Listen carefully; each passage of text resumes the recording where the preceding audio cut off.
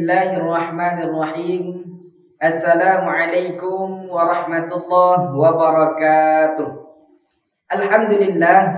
Alhamdulillahilladzi hadana bi'abdihil mukhtari man da'ana ilaihi bil idni wa qad nadana. Labbaika ya man dallana wa hadana. Shalla alaika Allahu barikuka alladzi bika ya musyaffa' khassana wa habana. Allahumma fasalli wa sallim wa barik wa karrim wa majjin wa azim. La hawla wa la quwwata illa billahil aliyyil azim. Amma ba'd. Saya atas nama Abdullah Muhammad Ali Nafiyah, biasa dipanggil Ali. Saya mohon izin untuk menyapa kita semua dan mendoakan kita semua agar senantiasa kita dilindungi oleh Allah Subhanahu wa taala dan diberi keberkahan atas rizki kita, atas ilmu kita, dan mudah-mudahan kita semua diistiqomahkan oleh Allah Subhanahu wa taala hingga akhir hayat kita. Amin ya rabbal alamin. Hadirin rahimakumullah, pencinta dakwah Islamiyah yang dicintai oleh Allah. Innal hamdalillah, sungguh segala macam jenis puji-pujian itu hanyalah milik Allah Subhanahu wa taala. Karena Allah Subhanahu wa taala lah yang pantas untuk dipuji. Kita sebagai hamba yang hina, sebagai manusia yang tercela, tentunya kita ini tidak pantas untuk dipuji. Hanya Allah Subhanahu wa taala semata yang pantas untuk dipuji. Oleh karena itu, marilah kita memperbanyak rasa syukur kita kepada Allah Subhanahu wa taala dengan memperbanyak berzikir, bertahmid, bertahlil, bertakbir kepada Allah Subhanahu wa taala. Karena apa? Karena telah banyak sekali berbagai macam nikmat Allah berikan kepada kita. Nikmat sehat, nikmat iman, nikmat Islam, nikmat adanya Nabi Muhammad sallallahu alaihi wasallam. Sampai-sampai detakan jantung, denyutan nadi, hembusan nafas, gerakan kaki, lambaian tangan kita ini, itu adalah nikmat daripada Allah Subhanahu wa taala. Sebagai seseorang Islam, sebagai seorang yang beriman, yang mengaku bersaksi asyhadu an la ilaha illallah wa asyhadu anna muhammadar rasulullah, wajib bagi kita untuk mensyukuri atas nikmat yang telah Allah berikan kepada kita. Mengenai syukur ini, saya mempunyai sebuah kisah. Dihikayatkan pada zaman dahulu kala ada seseorang yang alim, ada seseorang yang abid. Dia tinggal di atas gunung. Di atas gunung tersebut tersedia berbagai macam kebutuhan hidup. Mulai dari pokok makanan, buah-buahan, hewan ternak, dan berbagai macam yang lainnya. Pekerjaan seseorang yang alim ini setiap harinya hanyalah beribadah saja kepada Allah Subhanahu wa taala. Tidak ada pekerjaan lain. Yang beribadah, berzikir, mengingat Allah Subhanahu wa taala. Kemudian pada suatu ketika Allah Subhanahu wa taala memanggil dia. Dalam arti kata Allah wafatkan dia. Kemudian ketika Allah wafatkan dia, Allah masukkan dia ke dalam surganya. Ketika Allah masukkan ke dalam surga, Allah bertanya kepadanya, "Wahai hambaku, aku masukkan engkau ke dalam surga. Ini dikarenakan amal ibadahmu yang banyak atau dikarenakan rahmat dan nikmatku yang luas?" Kemudian dengan sombongnya, dengan angkuhnya, dengan takaburnya, seseorang yang alim ini mengatakan bahwasanya dia masuk surga tersebut dikarenakan amal ibadahnya. Kemudian Allah berkata, "Wahai hambaku, engkau aku beri umur ratusan tahun. Selama ratusan tahun tersebut engkau hanya beribadah saja kepada Allah Subhanahu wa taala. Kalau memang engkau masuk surga dikarenakan amal ibadahmu, maka coba kita hitung, lebih banyak amal ibadahmu atau nikmat yang aku berikan kepadamu." Kemudian mulai Allah hitung dari nikmat penglihatan. Ketika Allah hitung dari nikmat penglihatan, ternyata nikmat penglihatan yang Allah berikan kepadanya sudah jauh lebih banyak daripada amal ibadahnya ratusan tahun tersebut. Maka di ayat ini dapat kita ambil kesimpulan bahwasanya amal ibadah kita ini tidak ada apa-apanya jika tidak diiringi dengan rasa syukur kepada Allah Subhanahu wa taala. Bentuk syukur kita ialah dengan menjalankan semua yang diperintahkan oleh Allah Subhanahu wa taala dan meninggalkan semua yang dilarang oleh Allah Subhanahu wa taala. Dari segala macam maksiat kita tinggalkan. Karena guru saya pernah berkata, Tuan Guru Kiai Haji Abdul Qadir bin Dahlan, bahwasanya satu anggota tubuh yang kita gunakan untuk bermaksiat, maka sudah banyak nikmat Tuhan yang kita ingkari. Maka daripada itu Allah berikan kita anggota tubuh, tangan, kaki, mulut, mata, hidung dan sebagainya itu kita gunakanlah untuk beribadah kepada Allah Subhanahu wa taala, untuk berjuang menghidupkan agama Allah Subhanahu wa taala. Hadirin rahimakumullah, pencinta dakwah Islamiyah yang dicintai oleh Allah. Kita ini adalah umatnya Nabi Muhammad sallallahu alaihi wasallam. Sebagai seorang umat, tak patut kita ini jika kita tak bersolawat kepada baginda Nabi Muhammad sallallahu alaihi wasallam. Kita disatukan oleh Dia yang patah giginya, yang berdarah pelipisnya, yang rela bermandikan darah, berhujankan anak panah demi kita, sampai-sampai hingga akhir hayatnya Dia mengingat kita. Dia tidak mengingat keluarganya, Dia tidak mengingat sahabatnya, Dia tidak mengingat anak istrinya. Dia mengingat kita sebagai umatnya, yaitu baginda Habibana wa Nabiyana Muhammad sallallahu alaihi wasallam. Maka daripada itu tidak dapat kita balas jasa-jasa beliau, tidak dapat kita balas perjuangan beliau. Marilah sama-sama kita memperbanyak selawat kepada beliau dengan sebanyak 1000 kali minimal dalam satu hari. Karena kenapa? Karena Rasulullah SAW pernah bersabda bahwasanya man shalla alayya alfa marratin lam yamut hatta yubashshir lahu bil jannah.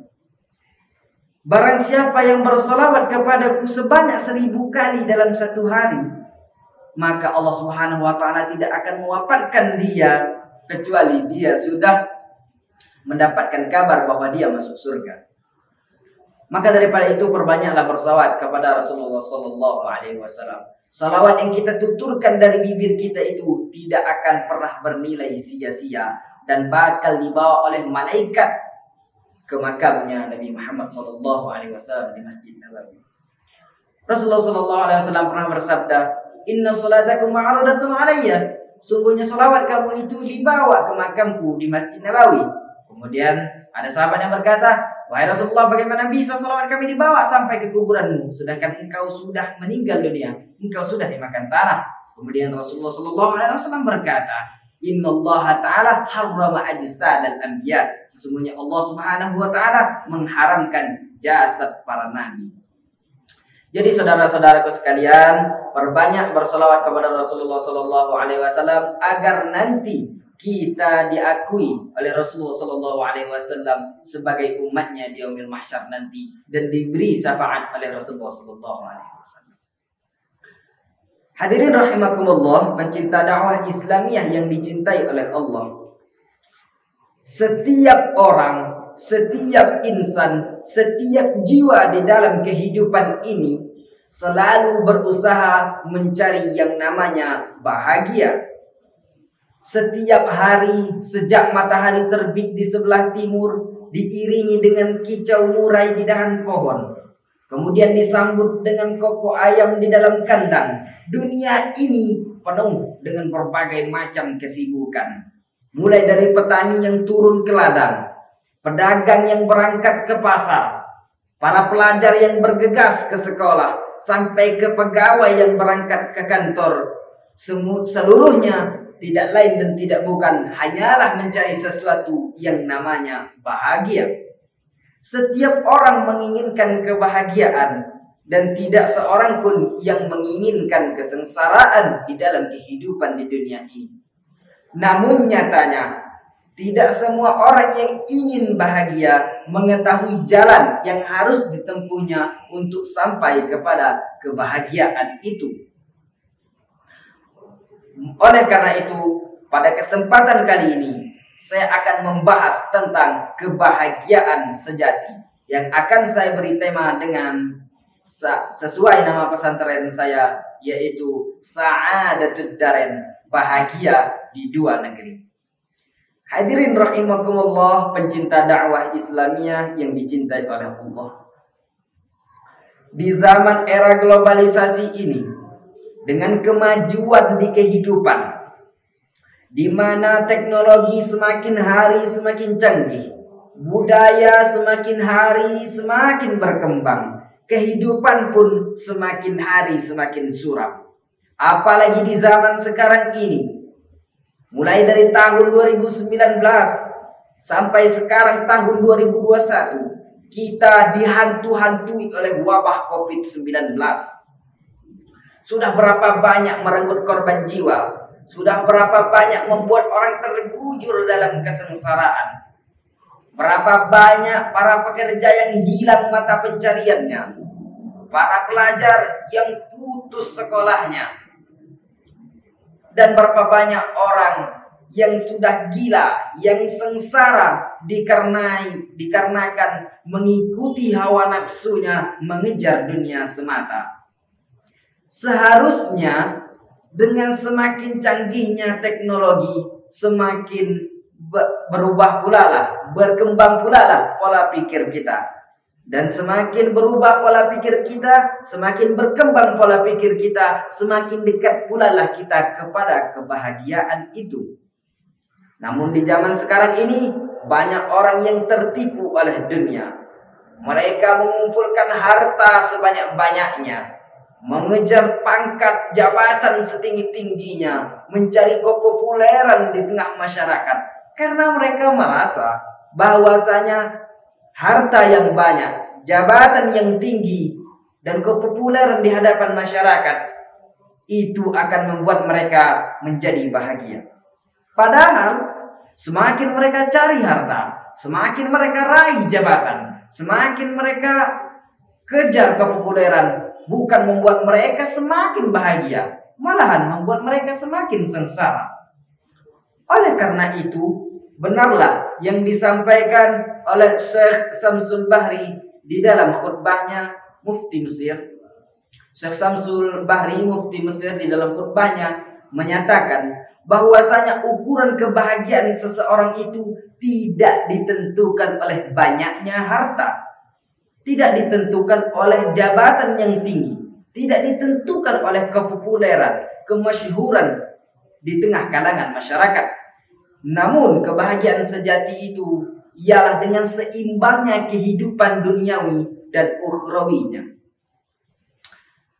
Syekh Samsul Bahri mengatakan di dalam khutbahnya bahwasanya ala la tanalus su'adah illa bi arba'i nafar.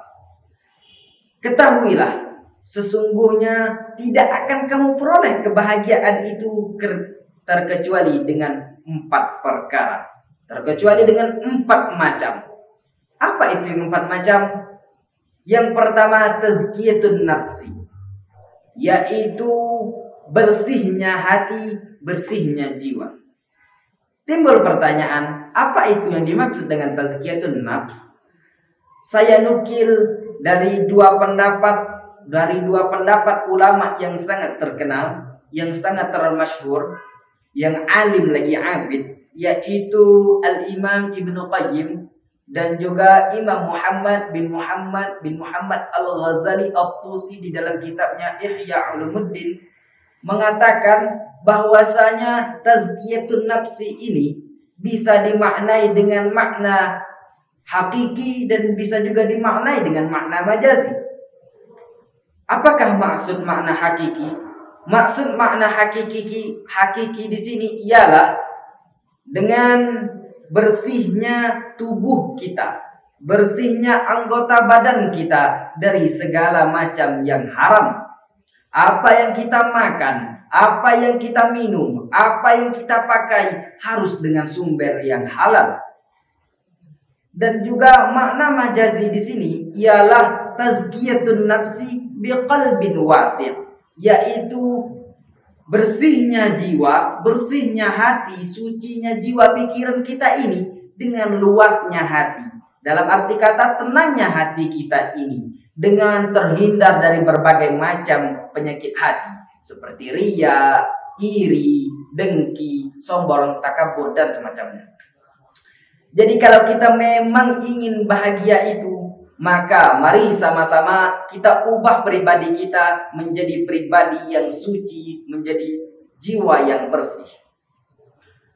Diriwayat sebuah hadis mengatakan yang diriwayatkan oleh Abi Abdullah An-Nu'man bin Bashir radhiyallahu anhu bahwasanya Rasulullah sallallahu alaihi wasallam bersabda, "Innal halala bayyinun wa innal harama bayyinun wa bainahuma umurun mushtabihatun la ya'lamuhunna katsirun minan nas faman ittaqas subuhat faqad istabra'a li dinihi wa 'irdihi wa man waqa'a fi subuhat waqa'a fil haram karra'i yar'a hawla al-hima yushiku ayyarta'a fihi ala inna malikin himan wa inna himallahu maharimuhu ala inna fil jasadi mudghatan idza suluhat suluhal jasadu kullu wa idza fasadat fasadal jasadu kullu ala wahyil qalb."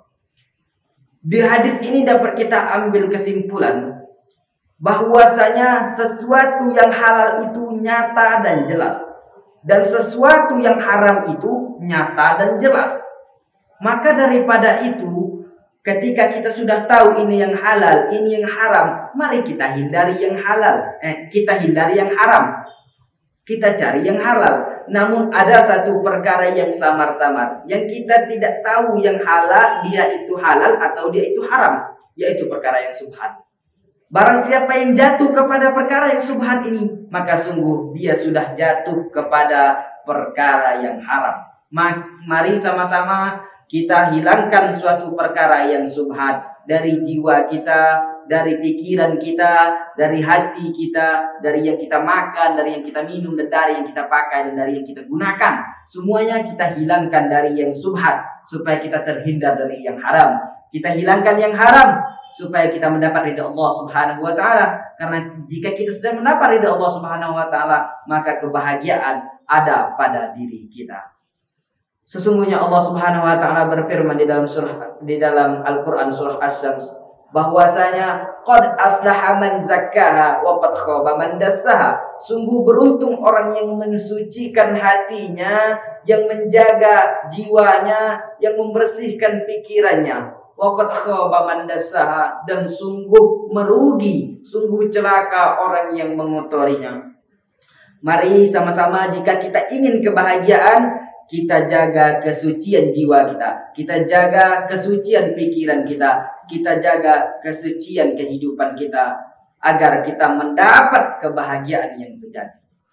Kemudian jalan untuk kita mendapat kebahagiaan yang kedua yaitu dengan at-taqwa bil-dzikri, yaitu bertakwa kepada Allah Subhanahu wa taala dengan mengingatnya. Imam Hafiz Hasan Al-Mas'udi di dalam kitabnya Taisirul Khalaq halaman 3 satu baris dari atas sebelah kanan bahwasanya menyatakan at-taqwa huwa imtithalu awamirillah wa ijtinabun nawahi. Takwa itu ialah dengan memperbanyak melakukan apa yang diperintahkan oleh Allah Subhanahu wa taala dan meninggalkan semua yang dilarang oleh Allah Subhanahu wa taala. Kalau kita ingin ketakwaan ini ada pada diri kita, niscaya mari kita berusaha untuk mengejar ketakwaan tersebut. Karena pada dasarnya, sejatinya kebahagiaan itu ada pada takwa kita, saudara-saudara sekalian. Bahkan saudara-saudara sekalian, kalimat kematian saja diawali dengan kalimat takwa, Ya ayyuhalladzina amanu taqullaha haqqa tuqatih wa la tamutunna illa wa antum muslimun. Bertakwalah kamu kepada Allah Subhanahu wa taala, jangan pernah dan jangan sampai kamu meninggal dunia dalam keadaan yang tidak muslim. Maka daripada itu, kalau ingin memang benar-benar kebahagiaan, maka kita bertakwa kepada Allah Subhanahu wa taala. Ittaqillaha haitsuma kunta wa atbi'is sayyi'atal hasanata tamhuha wa khaliqin nas bi khuluqin hasanin. Bertakwalah kamu kepada Allah Subhanahu wa taala dan berakhlaklah kamu dengan akhlak yang mulia kepada segala manusia. Hadirin rahimakumullah, pencinta dakwah Islamiyah yang dicintai oleh Allah. Adapun cara bahagia yang ketiga menurut Syekh Syamsul Bahri ialah yaitu bis salah, dengan mendirikan salat. Apakah itu salat? Di dalam kitab I'anatul Talibin dijelaskan di halaman 21 pojok kiri atas bahwasanya as-salatu lughatan ad-du'a wa syar'an aqwalun wa af'alun makhsusatun muftatahatun bitakbir wa muhtatamatun bitaslim. Salat itu di segi bahasa doa, dan di segi pada syarat, pada istilahnya ialah perkataan perbuatan yang khusus. Perkataan dan perbuatan yang telah dikhususkan, yang diawali dengan takbir dan diakhiri dengan salam. Itulah yang namanya salat. Tentunya salat ini tidak asing lagi dalam kehidupan kita. Kalau memang kita ingin kebahagiaan itu, maka jangan pernah kita meninggalkan salat. Jangankan meninggalkan, melalaikan salat saja jangan pernah kita lalaikan. Karena kenapa? Karena Al-Habib Umar bin Attas pernah meninggal dunia anaknya. Ketika ketika Al-Habib Umar bin Attas meninggal anaknya, dia berkata, banyak orang-orang yang takziah ketika itu. Dia mengatakan kepada orang-orang tersebut, sungguh bagiku musibah agama itu lebih besar daripada musibah dunia. Kemudian seseorang bertanya, apakah yang dimaksud musibah agama, wahai Habib? Apakah yang dimaksud dengan musibah dunia, ya Habib? Sungguh bagi kalian kematian anak adalah suatu musibah dunia, dan meninggalkan sholat, melalaikan sholat itu adalah musibah agama. Jadi saudara-saudara sekalian, jika kita ingin kebahagiaan, sejatinya kebahagiaan, jangan pernah meninggalkan sholat. Karena suatu kisah mengisahkan bahwasanya ada seekor sapi. Dia berkata kepada Allah Subhanahu wa taala, "Ya Allah, ya Tuhanku, tubuh aku ini besar, jasad aku ini banyak, dagingku banyak dikonsumsi orang, bisa dipakai orang untuk kurban. Setidaknya aku lebih mulia daripada kambing." Kemudian kambing pun berkata, "Wah, ya Allah, memang tubuhku lebih kecil daripada sapi. Dagingku memang tidak sebanyak sapi, tapi setidaknya aku digunakan orang untuk berkurban, dan setidaknya aku lebih mulia daripada seekor ayam." Kemudian ayam ini berkata, "Ya Allah, memang aku lebih kecil daripada sapi dan kambing, tapi setidaknya telurku bisa dimakan orang. Subuh-subuh aku bangunkan orang untuk sholat, maka setidaknya aku lebih mulia daripada anjing." Kemudian anjing ini berkata, "Ya Allah, memang aku ini haram disentuh, aku ini haram dipegang.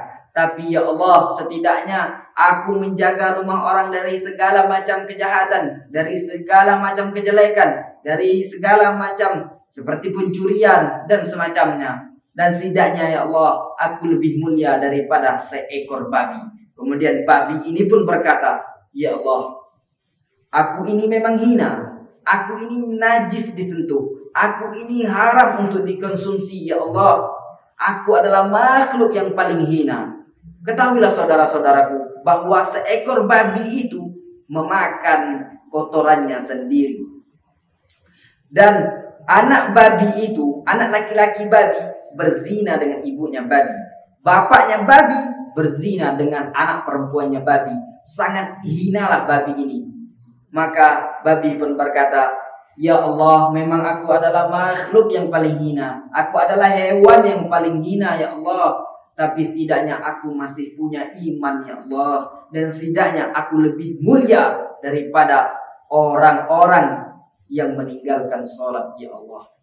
Maka daripada itu dapat kita ambil kesimpulan, jika kita meninggalkan sholat, maka bahwasanya iman yang ada di dalam diri kita ini sudah hilang, saudara. Jadi sejatinya kalau memang kita ingin kebahagiaan itu, maka kita jangan pernah melalaikan sholat, jangan pernah meninggalkan sholat. Sholatlah sebelum engkau disolatkan.